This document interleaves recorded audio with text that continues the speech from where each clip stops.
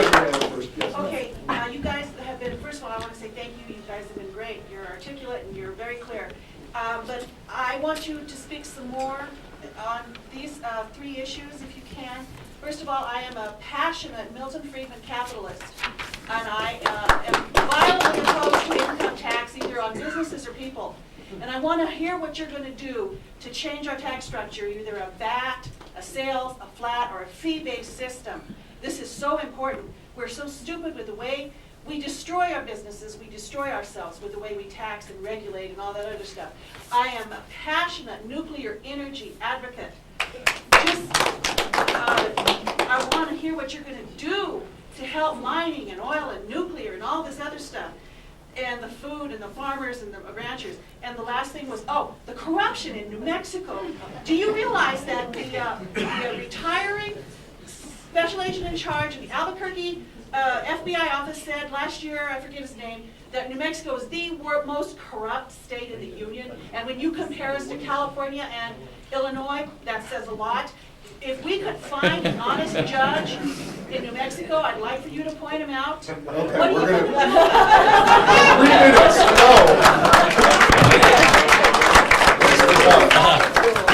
So I think we've talked about corruption. Double dip it. We'll double dip corruption. Okay. You need an honest leader who's willing to clean house in Santa Fe, and that's at all levels of government, where a chief executive has the ability to take action. Interestingly, if are any of you familiar with an organization called Think New Mexico? They're a think tank in Santa Fe, and they have a new report out on corruption. I think that we need greater regulation on lobbying and lobbying expenditures in Santa Fe. You don't know how much money a lobbyist is spending on golf games or beer or scotch or steaks for state legislators. I think they ought to report it. I think that's one area of transparency we have not discussed, but that's certainly something I'm an advocate for.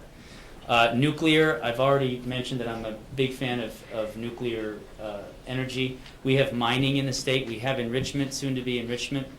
We have an amazing success in WIP for long-term disposal.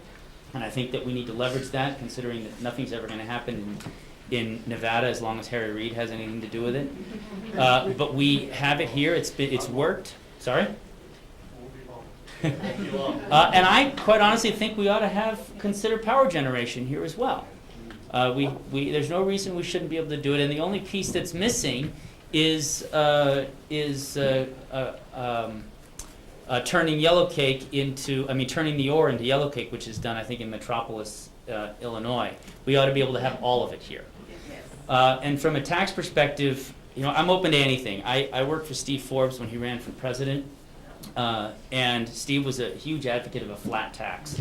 And something of that nature would certainly be interesting for me. It would make things a lot easier, and should be something that we ought to consider. Let me start with the taxes. We've made Swiss cheese out of our current tax policy. It actually was quite an eloquent tax policy, and there's almost nothing left of it. And so the flat tax is something to think about. My guess is before we ever get a flat tax, you will see a shift to a sales tax. And is that simpler and easier? No, it isn't. A flat tax is by far the easiest type of tax to administer. But there's less control over it. One of the problems we have in our state is we have small communities that if we didn't move the taxes through the state government, the communities themselves would actually starve to death. And so it isn't quite as easy as saying we'll just do a flat tax no matter where we are, because it really doesn't work that way. And I will tell you again that I support those small communities, but there's some real harsh realities. It's just like Mosquero. I think actually they only have, it's one entire school district, and there are only 39 kids in it right now. And so there's some real issues there. Corruption, I have to just give credit where credit is due. If you've seen the Think New Mexico proposal on prohibiting lobbyists or businesses from giving campaign contributions if they are going to have a contract with the state, and it's a great proposal. But I do want you to know that Representative Tom Taylor from Farmington actually introduced that bill last year. I supported it then, I support it now, and I just want you to know where it came from. But I want to talk about nuclear. because what we're not talking about is something that is on the horizon. The Japanese already have it. It is called, the new term is a small modular nuclear facility. Also, Yes. yeah, also known as a right-sized reactor. These are hardened facilities. They take no water. You put them in the ground. They will produce easily 25 megawatts of power. They will last for 20 years, then you change them out. It is time to start doing that, and the real advantage to a right-sized reactor is our ability to decentralize our grid. Anytime you have large energy production facilities, I'm just thinking defensively here, that becomes a hard target. The more decentralized you are, the less chance of failure. Single points of failure are stupid. But we also should be doing more reprocessing. We are doing enrichment in the southern part of the state at the Natural Enrichment Facility, but the real value of nuclear is reprocessing, and don't anybody say spent in here. It is used fuel.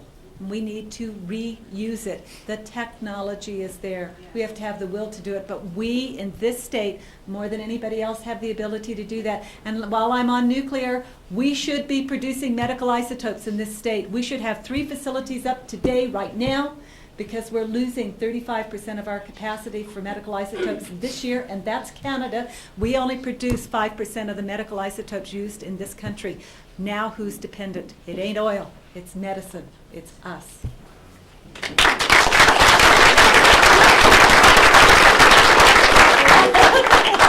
Yay, New Mexico! I'm all for food.